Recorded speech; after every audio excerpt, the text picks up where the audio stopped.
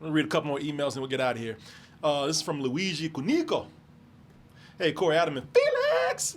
I don't know if you guys are aware that 25 years ago today was the release for the original X-Men movie. Yeah, I'm fully aware. I've read that a few places. Oh, we're getting old, y'all. Even you. Mm-hmm. You. Yes, and even you. What was your reaction since that film came out? And how, at the time, it would impact the superhero genre? You know, there's been a lot of times that a movie has come out and sort of gave a boost or rebooted the genre, and X-Men was one of those. So you had Superman, and then you had Batman '89, and then you had Spider-Man, the Sam Raimi, and then I believe right after that you had X-Men that came. I believe, if my time is right, but it might not be. But yeah, what was cool about X-Men? Let me just go ahead and put it up. X-Men, 25 years ago. X-Men from, what would that be? That's from 2000.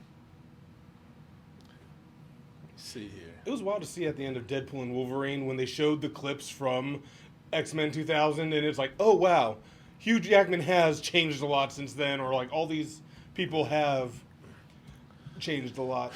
Well, what's cool about it is that, so now everybody loves it that Hugh Jackman, a.k.a. Wolverine, wore the comic accurate costume in Deadpool.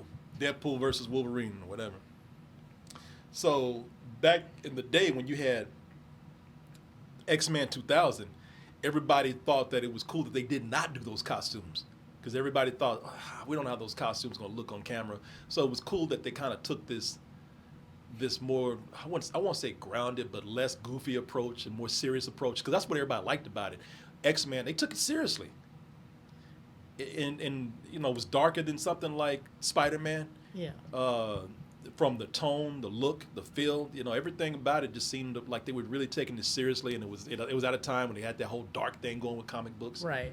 Do you think, I could be completely off base with that, but do you think that helped sort of influence stuff like The Dark Knight, where they took that iconography and was like kind of just ran with it? Yeah, I do.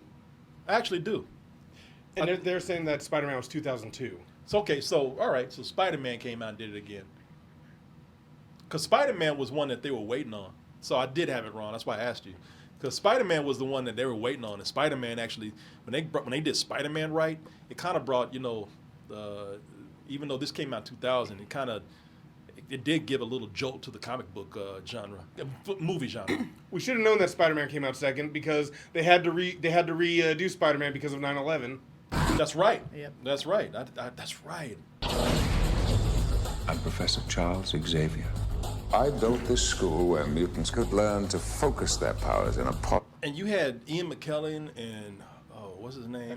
Patrick Stewart, and it's just the whole thing of incorporating the Holocaust and these two guys who had their own views on the world, and really both of them, whether you thought that they were a villain or not, or this dude was being naive or not, you know, they both had a point.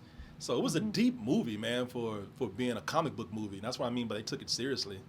And, you know, people just like how you were able to take that comic book and avoid it being, you know, a goofy property. And then Spider-Man came out and made things fun. So.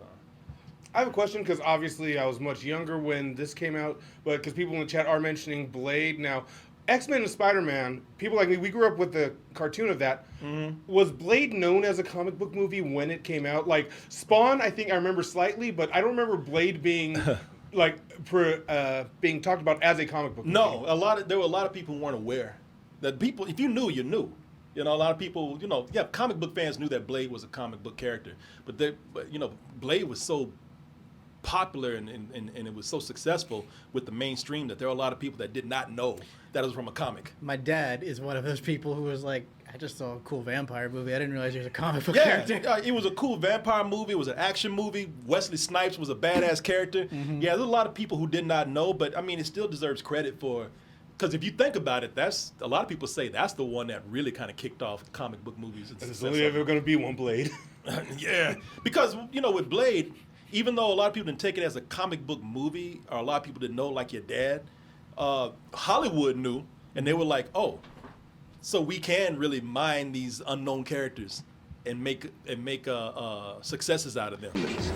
These people are our food. They've got their claws into everything. Politics, finance, real estate.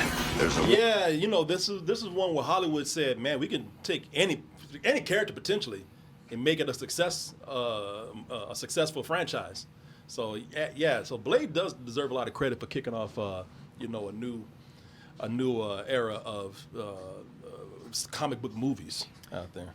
That's when studios realized, oh shit, there's a new IP we could start borrowing from. Yeah. And then years later came Iron Man.